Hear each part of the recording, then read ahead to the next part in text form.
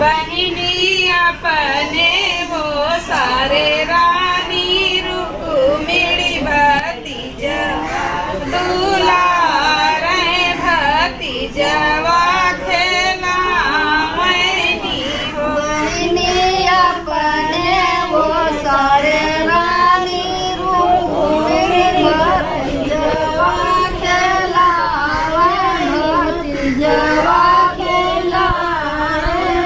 घरमा से निकरनी भाभी देवड़िया धैले ठाड़ी भैनी हो। भाभी छोरी लहनी अपना लालन मारो वैनी रानी रुक्मिणी हो। भाभी छोरी लली अपना लालन मारो वैनी रानी रुक्मिणी। भाभी छोरी लहनी अपना लालन मारो वैनी रानी रुक्मिणी हो।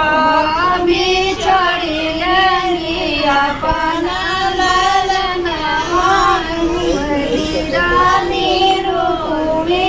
मोरे पिछवर माँ बढ़ैया तू हई मोरे भैया लागा हो। भैया कठवा के गढ़ा कठ पुतलिया तजियरा बुझाई बो। भैया कटवा कटड़ा कटपुतलिया करिया बुझाई।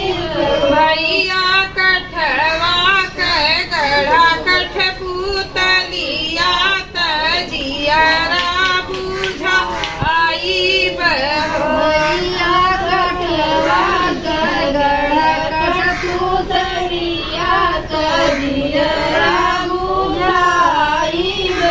तेलवा लगमनी बुकौआ वो सरवा में सुताई रहनी हो।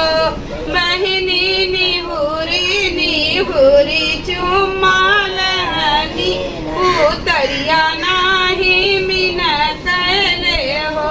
बहिनी